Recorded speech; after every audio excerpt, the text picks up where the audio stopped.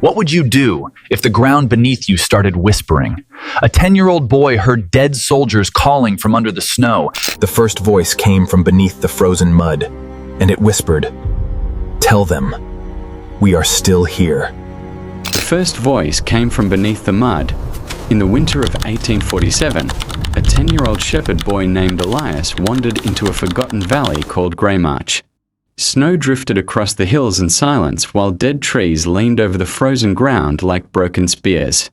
To strangers, the valley looked empty, but the people living nearby knew the truth. Thousands of soldiers were buried beneath that field. Decades earlier, two massive armies had slaughtered each other there during a war so brutal that entire regiments vanished in a single afternoon. They were never properly buried. Rain washed bodies into trenches. Mud covered the bones. And over time, the battlefield disappeared from official records as though history itself wanted to forget what happened. But the valley never forgot. The locals avoided Greymarch completely. Hunters refused to cross it after sunset. Travelers claimed they heard distant marching sounds during the night, even when no one was there. Some swore the ground itself groaned whenever winter winds passed through the valley. Elias had heard the stories his entire life. But children are often drawn toward the places adults fear most. That afternoon, he followed one of his sheep through the frozen grass and deeper into the abandoned field. The air felt strangely warm despite the snow. Then he heard something, a voice. At first, Elias believed it was another shepherd somewhere nearby. But the voice did not come from the hills. It came from beneath his feet. "Tell them we are still here." The boy froze. The whisper was calm, almost exhausted, like someone speaking after centuries of waiting. Elias backed away slowly, staring at the ground beneath him. Then another voice joined the first. Then another. Within seconds, dozens of whispers surrounded him beneath the frozen earth. He ran all the way home. That night, the voices returned. But then the story got even darker, because the voices didn't stay in the battlefield. They followed him home. They drifted through the walls of his family's small farmhouse after midnight. Elias buried himself beneath blankets, but the whispers only grew louder. Some sounded young. Others sounded ancient. Many spoke languages he had never heard before. Then one voice spoke clearly beside his bed, "Commander." Elias screamed. His parents rushed into the room carrying candles, but the voices vanished instantly.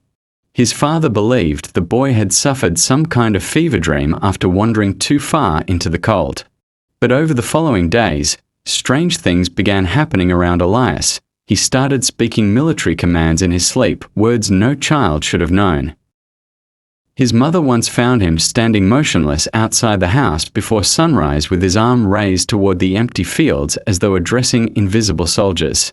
Then came the first sign that terrified the village. One evening, Elias accidentally dropped a wooden cup onto the floor during supper. The moment it shattered, every candle in the house went out at once. Outside, hundreds of distant footsteps echoed across the frozen hills. The villagers gathered the next morning and demanded answers. Some believed the boy was possessed. Others thought he had awakened something buried beneath Greymarch. Eventually, the local priest agreed to investigate. Father Aldrin was an old man who had spent 40 years serving the village. He dismissed most ghost stories as superstition. But even he became uneasy after speaking with Elias. The boy described things no child could invent. He spoke about battle banners burned centuries earlier. He named dead generals whose identities had been erased from public records. At one point, Elias calmly described the final moments of soldiers trapped beneath collapsing trenches during the Battle of Greymarch. Father Aldrin decided there was only one way to discover the truth. That night, he brought Elias back to the valley. Snow fell heavily as they crossed the field carrying only a lantern and a Bible. The priest began reciting prayers while Elias stood silently beside him. For several minutes, nothing happened. Then the wind stopped completely, the silence became unbearable, and slowly, shapes began emerging from the fog. At first, Father Aldrin believed they were shadows created by the lantern light. But the figures kept appearing. Dozens, then hundreds, soldiers, their uniforms were torn apart by age and mud. Rusted weapons hung from skeletal hands. Some were missing faces entirely. Others still carried shattered drums or broken cavalry flags stained black with dried blood. None of them spoke, they simply stood there watching the boy.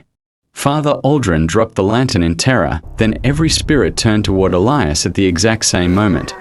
The priest later claimed the temperature dropped so suddenly that the snow beneath his feet cracked like glass.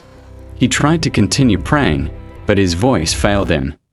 And Elias did something no living person had ever done. He raised his hand. The dead soldiers knelt. Many believed Elias was chosen by God. Many more believed he was cursed.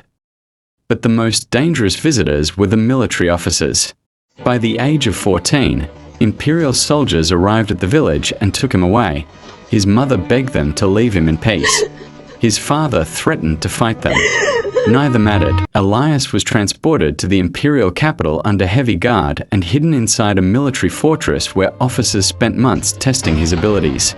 They brought him to old execution grounds, forgotten cemeteries, and abandoned war sites.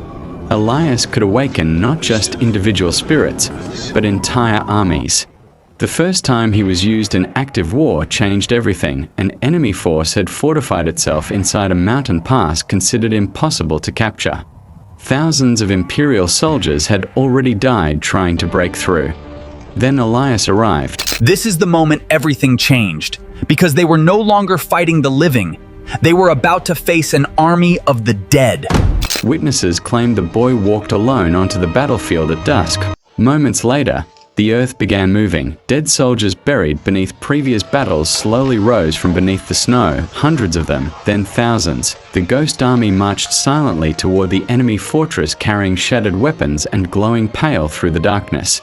Cannon fire passed directly through them. Arrows disappeared into smoke. The defenders inside the fortress reportedly began screaming before the spirits even reached the walls. News of the event spread across Europe like wildfire. The battle became a massacre, and at the center of it stood Elias. The boy collapsed to his knees while endless spirits surrounded him in every direction. Witnesses described thousands of pale figures staring silently toward the child who had awakened them. And after waking an entire army of dead soldiers, Elias realized something terrifying. He might not be able to control them anymore. Black hollow burned around him. Elias gathered the last of his strength and gave one final command: sleep. The battlefield went silent instantly. Every spirit froze where it stood. Then, Elias disappeared. Entire cities were abandoned after Black Hollow. A calm whisper carried through the soil beneath forgotten battlefields, as though the boy who spoke to dead armies never truly left the dead behind. If you think this story was terrifying, wait until you hear what happened after Elias disappeared. Follow for more dark stories hidden from history.